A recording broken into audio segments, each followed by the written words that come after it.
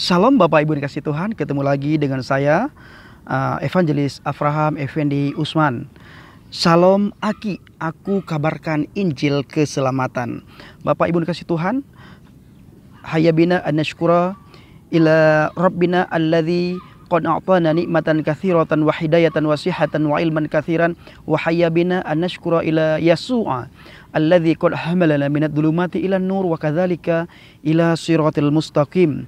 Bapak Ibu yang kasih Tuhan, saya bersyukur kepada Tuhan pada kesempatan kali ini masih diberikan umur panjang, kesehatan, dan berkat-berkat yang lain, berkat sukacita, damai sejahtera yang datang daripada Tuhan. Nah, Bapak Ibu, pada kesempatan kali ini saya akan menguatkan saudari kita yang lagi viral di media sosial, baik itu di Facebook, di Instagram, di WA, maupun di YouTube, di mana saudara-saudari kita itu bernama Cut Fitri, berasal dari Serambi Mekah, orang Aceh, Tanah Rencong, Tanah Aulia, di mana kita melihat akhir-akhir ini banyak sekali viral video beliau karena beliau masuk Kristen, menjadi seorang Nasrani.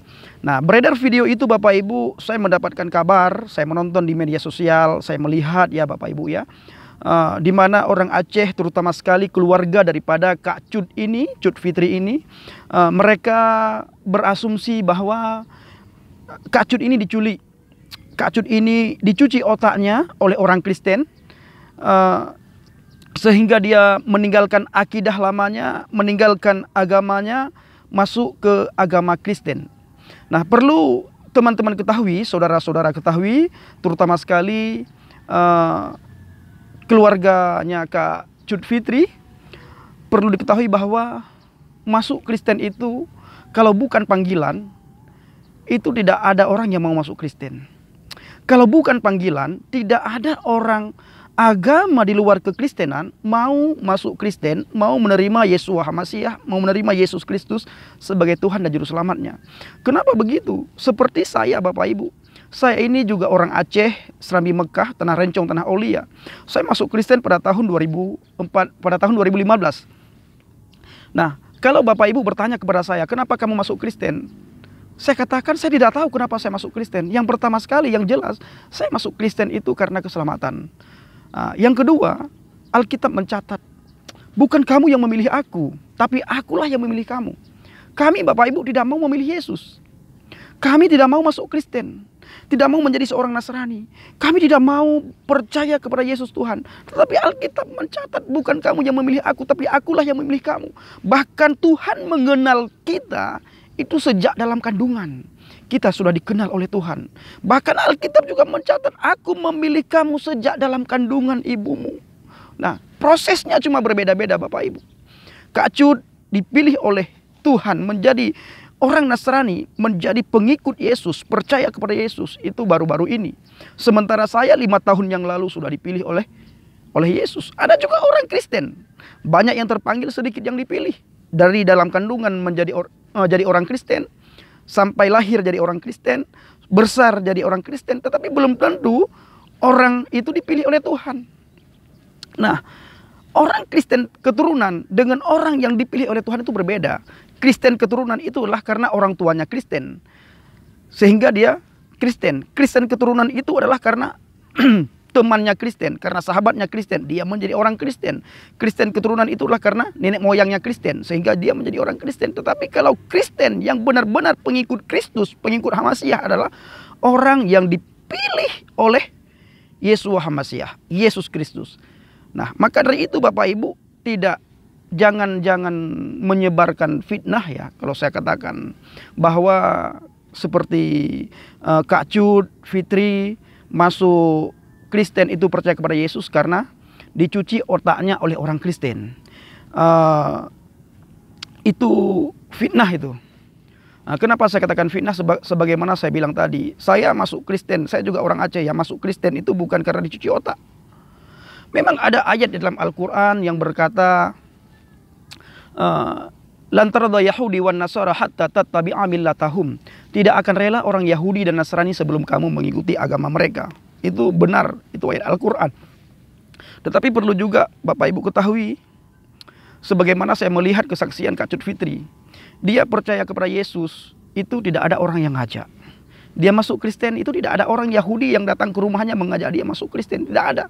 Tidak ada orang Nasrani yang mengajak dia masuk Kristen. Tidak ada. Bahkan menurut kesaksian dia masuk Kristen itu karena dia dibawa oleh Yesus. Dia dipanggil oleh Yesus untuk menjadi pengikut Yesus, menjadi orang yang beriman, menjadi orang yang percaya. Orang yang mengikut Yesus, Bapak Ibu, yang di luar agama Kristen, itu tidak gampang. Harus ada hal-hal yang dia alami.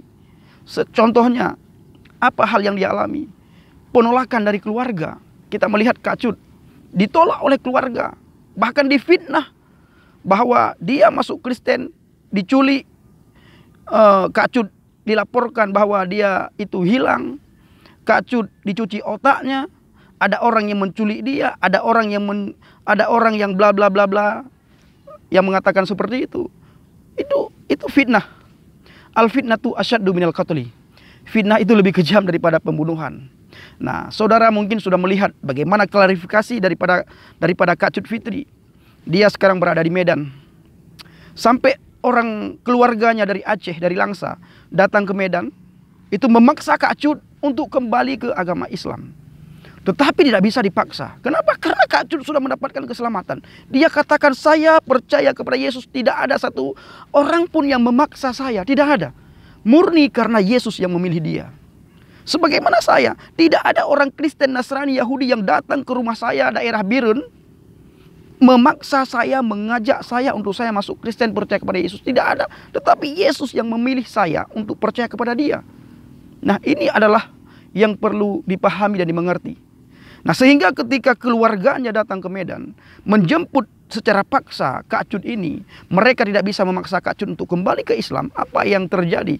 Kita melihat beredar di sosmed, di media sosial ya, tentang beredar berita bahwa ada anak-anak Kak Cut itu diambil sama mereka, dibawa pulang ke Aceh.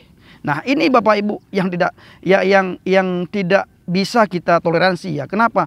Karena anak yang masih kecil diambil daripada ibunya itu adalah memisahkan anak dan orang tuanya.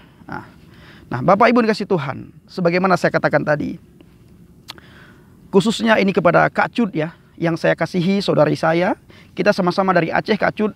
Dron urang Aceh, long urang Aceh, Kak Cut. Long pegah badron, Kak Cut. Beyon. Jangan takut. Saya katakan kepada Kak Cut, jangan takut. Tuhan ada di pihak kita. Yesus ada di pihak kita. Alkitab mencatat Kak Cut 2000 tahun yang lalu sebelum kita masuk Kristen. Berpegang teguhlah pada firman, berpegang teguhlah pada perkataan Tuhan, berpegang teguhlah pada perkataan Yesus. Yakinlah iman apa yang sudah Kak Cut imani. Yesus berjanji dia akan menyertai kita sampai berkesudahan zaman. Nah, Kak Cut, Tuhan tidak akan membiarkan Kak Cut tergeletak. Tuhan tidak akan membiarkan Kak Cut jatuh. Tuhan tidak akan membiarkan Kak Cut sendiri. Ketika Kak Cut merasa sedih, Kak Cut minta kepada Tuhan. Tuhan tolong hadir di tengah saya. Bawa saya Tuhan. Dekap saya, peluk saya Tuhan. Saya tidak sanggup. Saya percaya Kak Cut, Roh Kudus akan menghibur Kak Cut. Roh Kudus akan menguatkan Kak Cut. Roh Kudus akan selalu memberikan kekuatan lahir dan batin kepada Kak Cut, sehingga semakin hari Kak Cut semakin bertumbuh di dalam iman percaya kepada Yesus. Ini pesan saya kepada Kak Cut. Tolong Kak Cut, jangan kembali ke kepercayaan lama. Tetap berpegang teguh pada firman. Tetap berpegang teguh pada Yesus. Yesuslah satu-satunya juru selamat. Nabi boleh banyak, kata Asmiranda. Kata Asmiranda, Nabi boleh banyak, Rasul boleh banyak, tapi juru selamat satu. Yesua HaMasiah, Yesus Kristus, itulah satu-satunya juru selamat manusia. Dalam Injil Yohanes dikatakan, Yohanes 3 ayat 16, ahabballahu lihadzat dunya, karena begitu besar kasih Tuhan kepada dunia ini. Ahabballahu lihadzat dunya, ini bukan Al-Quran, tetapi Bible, Alkitab Bilughah Al-Arabiyyah saya bacakan. Ahabballahu lihadzat dunya, karena begitu besar kasih Tuhan kepada dunia ini sehingga dia mengaruniakan putranya yang tunggal, sehingga setiap orang yang percaya kepadanya memperoleh hidup yang kekal. Nah, Kak Kak Cut sudah mendapatkan rahmat, sudah mendapatkan hidayah daripada Tuhan, sudah mendapatkan kasih karunia, sudah mendapatkan anugerah daripada Tuhan. Berpegang teguhlah pada firman, maka Kak Cut akan selamat dan Kak Cut sudah memperoleh hidup yang kekal.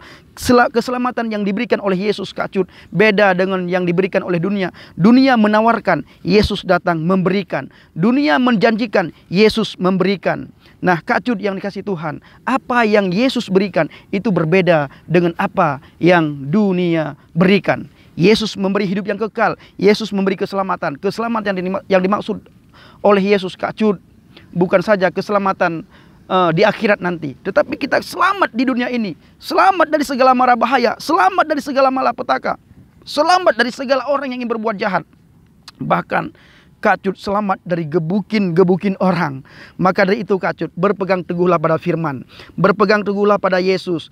Yakinlah terhadap apa yang sudah Kak Cut imani. Ingat, Kak Cut tidak sendiri, ada saya juga, sama-sama kita orang Aceh Kak Cut. Ayo tetap berdiri teguh pada firman. Kak Cut yang saya kasihi, saya dengar Kak Cut ada di Medan. Nanti kalau saya sudah ada berkat Kak Cut ini sudah bisa pergi ke Medan, sudah bisa saya dengar pesawat sudah bisa beroperasi lagi. Saya nanti kalau ada berkat saya akan ke Medan temui Kak Cut supaya Kak Cut tidak merasa sendiri. Ada saya juga orang Aceh yang sudah percaya kepada Yesus. Inilah yang bisa saya sampaikan, pesan saya kepada semua orang. Bagaimana dengan ayat Al-Quran yang mengatakan la akraha fid din, tidak ada pemaksaan dalam agama. Nah, silahkan direnungkan sendiri apa maksud la akraha fid din. Apakah la akraha fid din itu hanya sebatas tulisan atau apa? Yang jelas tidak ada pemaksaan dalam agama. Inilah yang bisa saya sampaikan. Lebih dan kurang saya mohon maaf. Kak Cut tetap sehat, jaga hubungan dengan Tuhan, selalu mengharapkan belas kasihan Tuhan, selalu mengharapkan Tuhan campur tangan. Saya percaya Tuhan menjaga dan melindungi Kak Cut. Bapak Ibu kasih Tuhan, mari kita berdoa buat Kak Cut. Ya Aba ya Bapa, kami bersyukur kepadamu Tuhan atas kebaikan, kemurahan dan pertolonganmu Bapa. Pada kesempatan kali ini Bapa, kami berdoa khusus bagi Kak Cut Fitri, orang Aceh yang baru percaya kepada Engkau. Kami melihat di media sosial Tuhan, dia mengalami trauma Tuhan, dia mengalami pemaksaan untuk kembali ke agamanya yang dulu Tuhan. Tuhan tolong campur tangan, Tuhan tolong jaga Kak Cut, Tuhan tolong lindungi Kak Cut, pagari Kak Cut Tuhan dengan pagar berapi dari surgawimu. Kirim ruah kodesmu, Roh Kudus untuk selalu menghibur Kak Cut Tuhan, sehingga Kak Cut tidak merasa sendiri. Kak Cut selalu dihiburkan oleh Roh Kudus, sehingga Kak Cut tetap kuat, berdiri teguh di tengah badai.